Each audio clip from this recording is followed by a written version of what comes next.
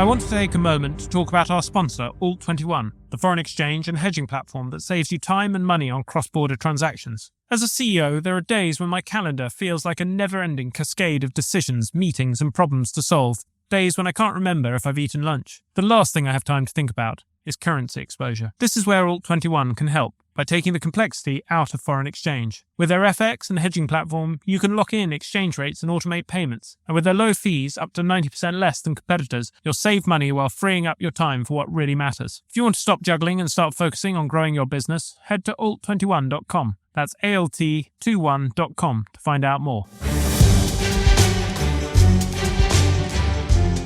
Hello and welcome to Enter the Boardroom with Newroll, the podcast exploring what makes great boards and board members. I'm your host, Oliver Cummings, CEO of Newroll, the board search specialist and market leader, bringing science to the art of board hiring. Today's episode is the second half of my conversation with Dr. Margaret Heffernan. If you missed the first part of the conversation, where we talked about embracing uncertainty and how we are programmed to jump too quickly for illusions of certainty on boards, you can find it in the previous week's episode. In part 2, we're picking up where we left off on how to run efficient board meetings.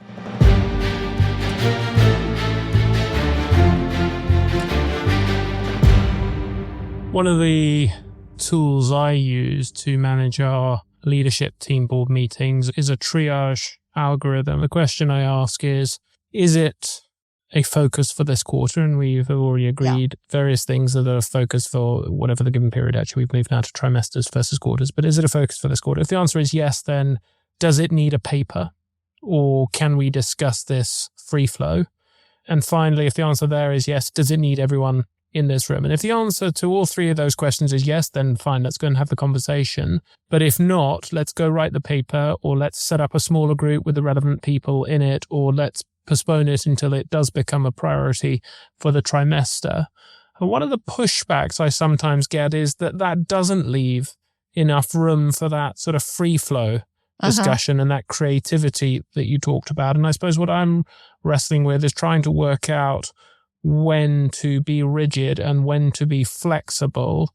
Is it symptomatic of a different thing of people perhaps not feeling heard and not having enough outlets for feeling heard?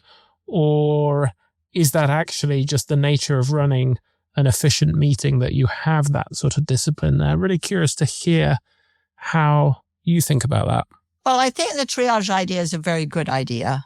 I would say, look, if there's no new information, and we explored this thoroughly last time, then I don't think we should explore it again unless there's new information.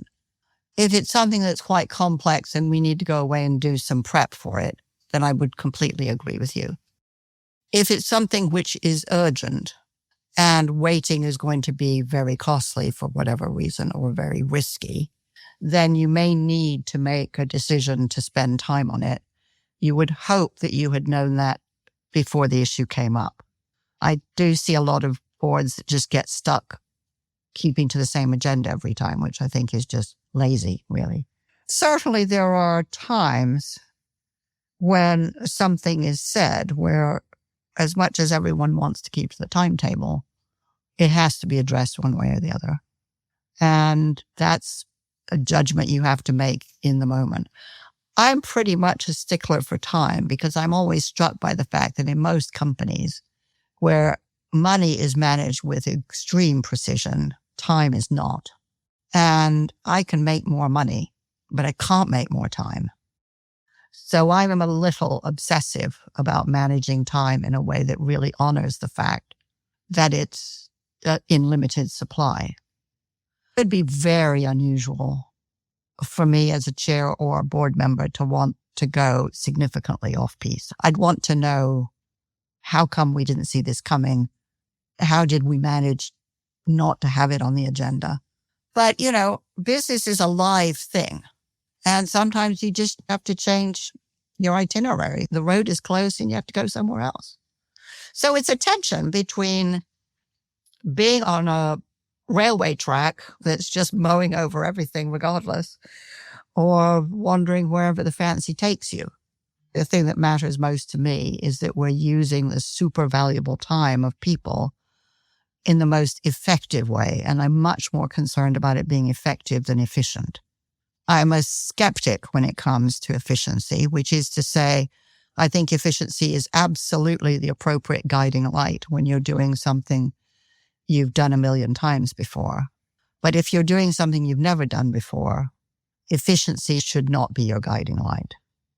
Getting to the best outcome should be the guiding light. You don't want to manage a board and you won't keep people on a board if you're changing the agenda in every meeting. But you should certainly take the temperature of key people before a board meeting to know that the agenda is appropriate and it's relevant. And it isn't just there because it's the same agenda we had this time last year.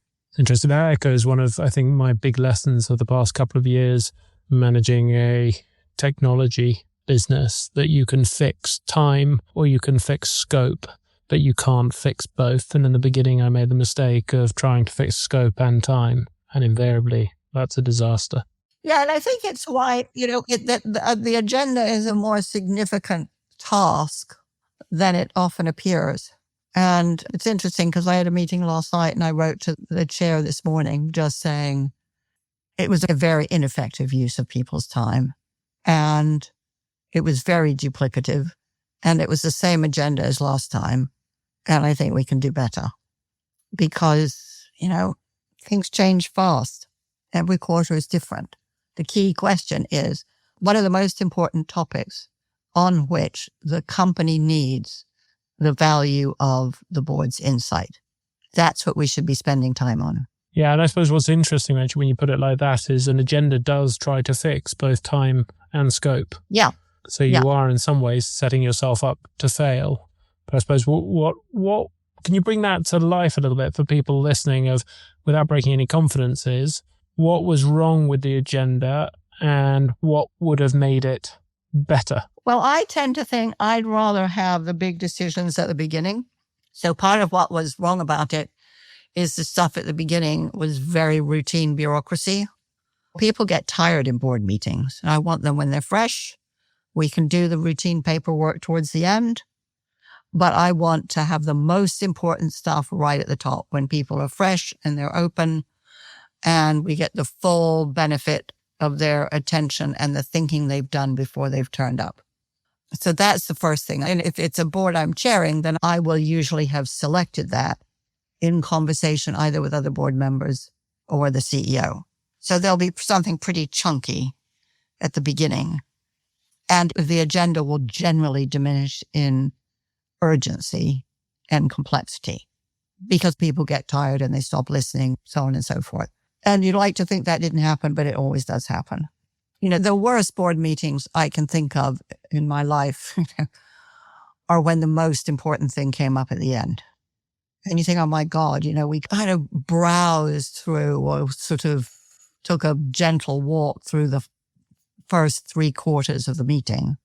And now we've got something very hot and heavy.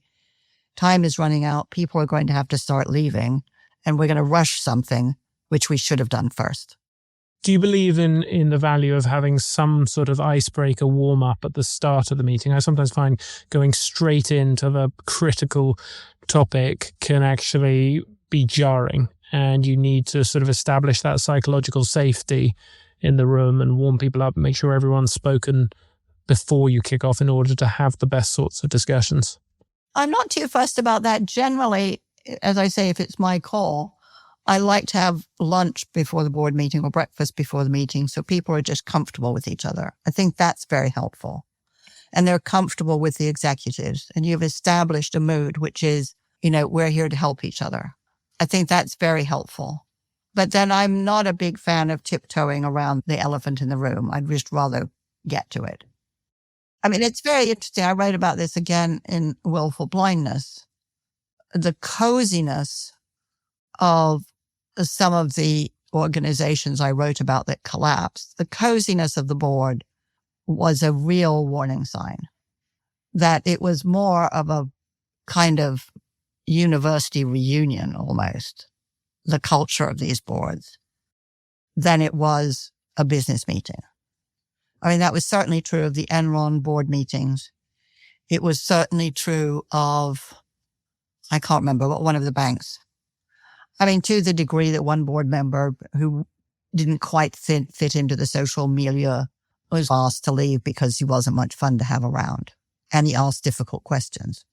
When I have a board member who asks difficult questions, I pretty much want to clone them, because the biggest difficulty is that nobody wants to say anything difficult. That, to me, is the big issue. They don't want to disagree. They don't want, for perfectly good reasons of politeness, they don't want to upset the executive, but they're not prepared to ask the hard questions. And they don't really want to have the hard discussions. And I have, on more than one occasion, resigned from a board because I thought, this is just window dressing. This is theater. It is literally theater. And that's not what I came for. And if that's what this is, I have better things to do with my time. I suppose what can sometimes be challenging is to distinguish between someone who's asking hard questions and being challenging and someone who is simply not being constructive, if that makes sense. You can have people who are simply negative, and it's not hard questions, a good challenge. It's simply destroying the dynamic in the boardroom. And how do you distinguish between those two things? What are the dividing lines for you? Well, I think a hard question is usually reframing what's being discussed, perhaps, or it's introducing new information, or it's drawing attention to old information that people have overlooked or marginalized. A good question is often a question of genuine curiosity, right? I don't quite understand how this works, which is super useful because very often others don't either.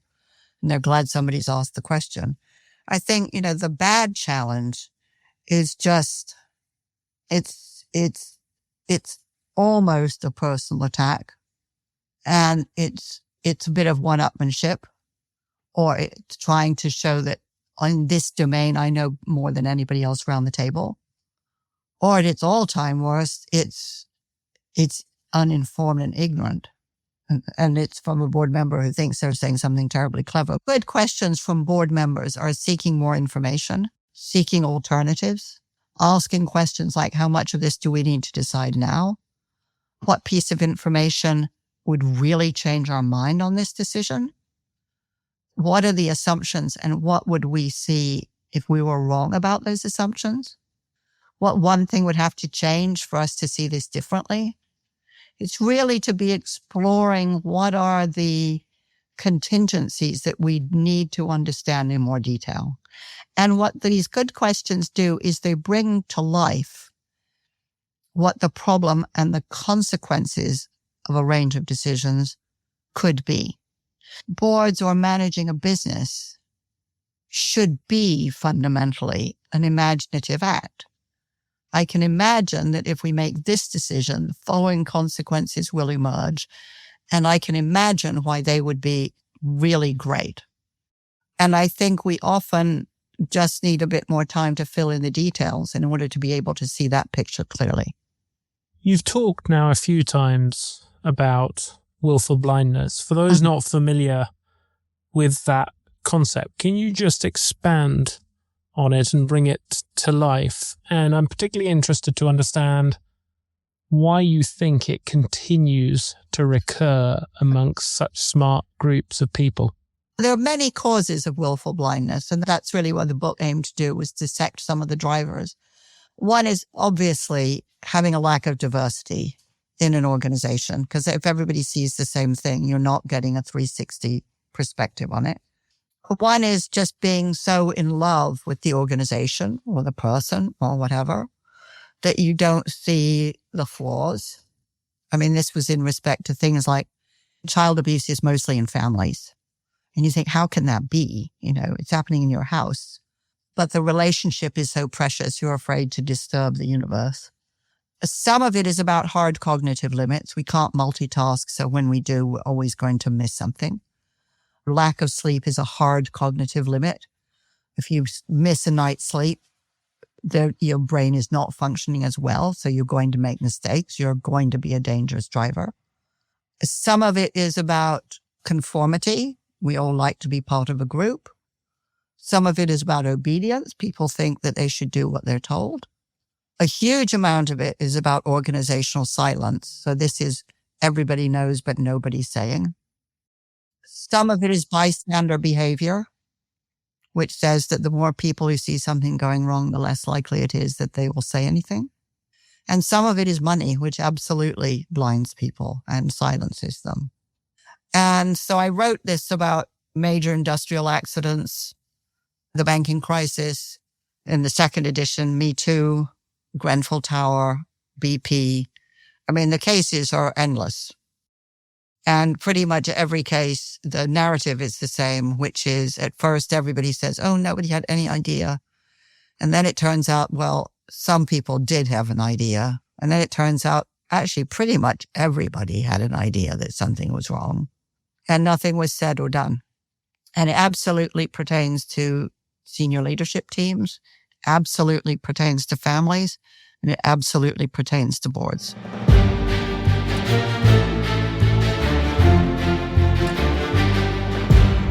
Too many board careers stall quietly. The skills that landed your first role may not be enough for the next, particularly if you want to move into a new sector. Without expert help to sharpen your board value, stay current on emerging issues, and open doors to stronger roles, it's easy to plateau. Newroll Plus helps you stay in control of your board career. Find out more at plus.newroll.com.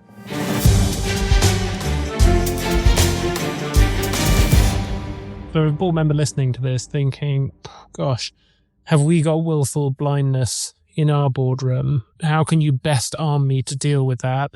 It sounds like it would be to reframe any conflict as thinking, and if there's not conflict in the boardroom, to recognize that you haven't got real thinking happening there. Mm-hmm. Is there anything else beyond that that would be in your sort of top three tips? I would say that if I feel there isn't enough genuine exploration, debate, and cordial disagreement, I would start directly asking my fellow board members, what would we do if? Or how do you think this organization might see us if we did that? Or which piece of information would change our mind? Or let's review the assumptions and ask ourselves the question, what would we see if these assumptions were wrong? So I will become, in some cases, if I'm the chair and it's a really important decision, I will ask somebody to play devil's advocate. May ask somebody to represent customers. I may ask somebody to represent regulators, if that's critical, or the workforce, so that they're there to make sure those voices are really present in our minds. Now, you don't do that for every decision, obviously, but where it's really important, it's super helpful. And it achieves two things. A, it stimulates a much better discussion. B, it gives people permission to adopt a position which isn't necessarily natural to them. So it's a fantastic exercise in critical thinking. And it allows all of that to happen in a way that doesn't feel, or mostly doesn't feel, personal. And it's not about opinion. Before we go on to the lightning round, I'd love to quickly get your insights on some of the ideas that came out of A Bigger Prize. And in that you contrasted the Human Genome Project with private enterprise, etc. Interested to hear what you see as the key lessons for boards from that story. Well, I mean, it's a very tricky and very complex story, but you had the Human Genome Project, which was fundamentally an academic collaboration on a massive scale, competing with a privately funded venture capital-based biotech firm. It depends on whose. I think, the big difficulty in that was that it was fundamentally an ideological fight. It was someone who believed that universities and academic science was sort of stupid and it should all be privatized, because if it were all private investment, then everybody would be more competitive. And if they were more competitive, they'd do better work faster. Versus academics who believe, first of all, the information should be free. And secondly, the quality of information is paramount. So it was a gigantic values conflict. I would say that it turned out to be quite wasteful in the sense that there was a lot of duplication. There was a great deal of dishonesty, I would say, on the part of Celera. I think it nearly did enormous damage to the future of genetic science and was pulled out of the fire pretty much by the very wise and careful people who steered the Human Genome Project to a position where a vast amount of genetic information is now free and can be used by researchers for the good of mankind. But I think it was fiercely ideological. And I think when companies are run according to ideologies as extreme as Craig Venter's, the business thinking isn't going to be the greatest. Because it's really not about what makes this a better business. It's, I really want to prove something to the world. Well, as a private investor, I'm not sure I would have invested in Craig Venter's ego pleasure. So I think it was unfortunate, really wasteful, unnecessary. It nearly cut people off from the huge benefits that have since emerged from the project. And I also don't think that Celera as a business would have continued when it turned out that actually the human genome is wildly more complicated than anybody expected it to be. And therefore, the first genome map was by no means the last, and this was going to go on for decades. Now, the other part that you touched on there, which I loved, was this super chicken problem. Tell us more about that and what you see as the lessons for boards from that. Well, so this is a piece of research that was done by scientists, a particular scientist who was trying to understand productivity. In his case, he was studying the productivity of chickens, which is pretty easy to measure because you just measure the eggs. And he was trying to understand the context that would make, the genetic context that would make chickens more productive. So he identified a whole bunch of perfectly healthy average chickens and put them aside to do what chickens do all day long for 6 generations. And then he created another flock who were individually the most productive. And he put them to a different part of his lab to do whatever chickens do for 6 generations. And when he came back, he discovered that the original average flock was doing brilliantly. There were more chickens than ever. They were healthier than ever. And they were producing more eggs per chicken than ever. The super chickens who'd been chosen especially for their highly productive qualities, well, now all but 3 of those were dead. And the conclusion he reached was that the productivity of the few had been achieved by suppressing the productivity of the rest. There are a lot of super chickens in boardrooms. There's a lot of posturing. There's a lot of I know best. There's a lot of what I think of as the violent use of jargon to say things so that you don't understand what's going on. And that sort of behavior is just phenomenally counterproductive. But there's a lot of it. And there's a lot of status struggles in board meetings, both status between members of the senior leadership team, between senior executives and board members, and between board members and each other. There's a couple of things that triggered in my mind when I was reading about that. Was one, going back to what you were talking about earlier around beware simplification and heuristics. Rationally, it made total sense, but there were a whole load of assumptions that were perhaps hidden assumptions that weren't visible on the surface. And the second is the value of test and learn, that, right. If as a board, you've just blown up the business making assumptions that were wrong. Whereas, if you're just trying it with a small part of your business first, you can get away with that. So Margaret, it's time for the lightning round, where I'm going to ask you a short question and ask you for a quick response if you're ready. Fire away. Best book every board member should read, and why? Well, it sounds terribly self-serving, but I'm going to say Wilful Blindness, because it's about how systems provoke aberrant behaviors, and I think we need to know how to find those, or how to spot them. Boardroom behavior that irritates you most?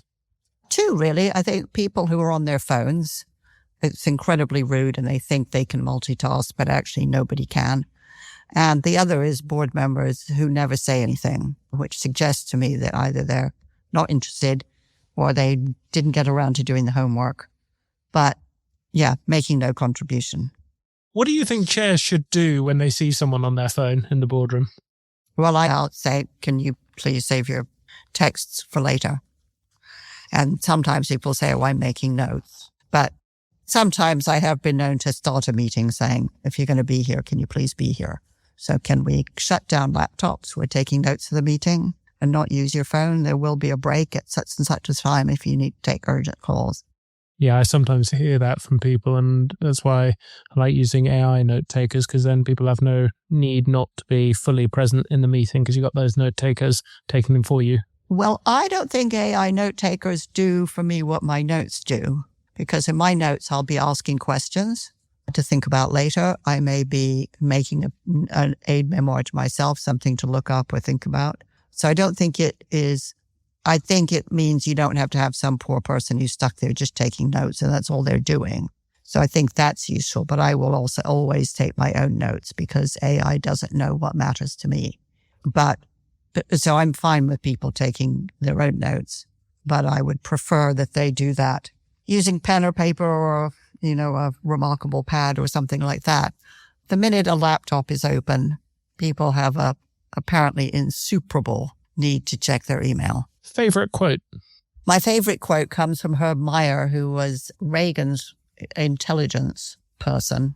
And he asked a great question. I collect great questions. And it was, what would we see if we were wrong?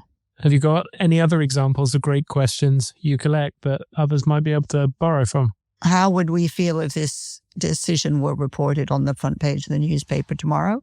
How much of this decision do we need to make today? What one piece of information might change our minds? Who gets hurt? When making decisions, there's almost always somebody or something that gets hurt or lost. So let's get it on the table and make sure we're okay with it. Most significant professional insight? Almost everybody gets timing wrong. I have judged many, many entrepreneurship competitions in my time with lots of people, sometimes students, sometimes executives write business plans, and they can be absolute works of geniuses until you get to the timeline. And it's always over-optimistic. So the business plan can be rock solid, but it always takes longer than you think. Worst professional advice you've ever received? Worst professional advice I've ever received. Golly, I'm sure I have received a lot of it. Probably, this is classic advice for a female. You just need to calm down. It's bad advice for two reasons. One is if you're upset, it probably is for a good reason. And the other is that if somebody's already not calmed down, telling them to calm down will infuriate them further. I learned that from my children. If you tell your kids to calm down, they'll just scream at you. It's absolutely never, ever going to work. The best piece of advice that anyone had ever given you on the professional side that you've been thinking about, what would that be? That would be, don't take it personally. I think this is absolutely essential. Don't take opposition in a board meeting personally. Don't take remarks personally, even if they are personal. You'll be in a much better mental position if you don't take it personally. Just assume people are trying to do their best and act on that assumption. And they may not be, but you're going to get to a better result faster if you don't take it personally. Doesn't mean you don't think about it. Doesn't mean you don't think about the person it came from, but let it roll off you and give you time to think. When was the last time you got a significant judgment call wrong in the boardroom, and what did you learn? Once joined the board of the London Library because I've been a member since I was, I think, 18. And I really love the library and I really wanted to bring what expertise I think I have to help it run itself better and more securely.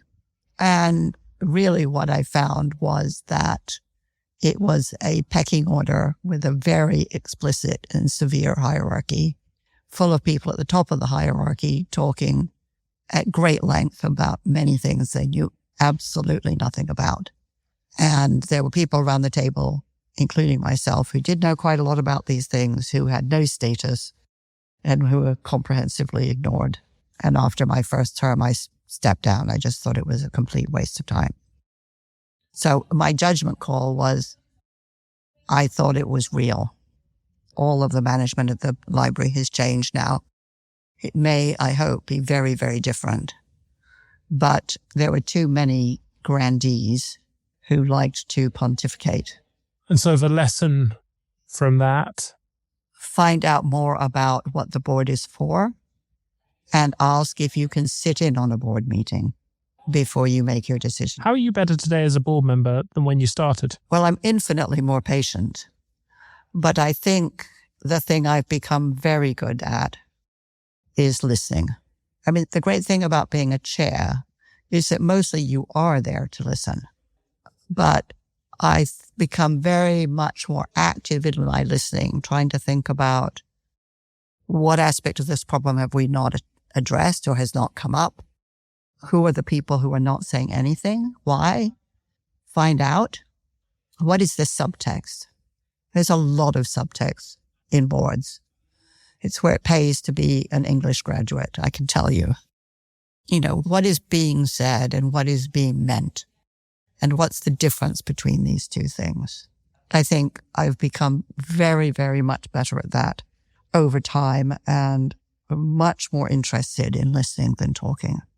Finally, 3 things our listeners should take away from this episode if they take nothing else. Well, I think part of it is what we just talked about. I think there is a fine art to asking questions. Board discussions too often are mostly people making statements. And sometimes that's useful, but I don't think there's anything as useful as a really good, thoughtful question. So the fine art of asking questions, I think, is crucial. The fine art of listening, I think, is crucial. I think listening takes practice. And there is something really fantastic about knowing you're only going to listen. You're not going to say anything.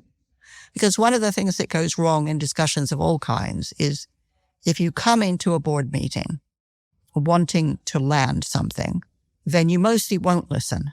You're waiting for the moment that's perfect for you to land your opinion or your piece of information or your point of view. If you decide you're not going to land anything, you're just going to listen, you will hear so much more. And third, that silence is more dangerous than speaking up. People think there's safety in silence. There's great danger in silence. Maybe you don't know the whole story. Maybe there are more facts that you could use, but don't sit on it. That has been an absolute privilege. Thank you so much for taking the time to share your wisdom and experience. Well, it's my pleasure.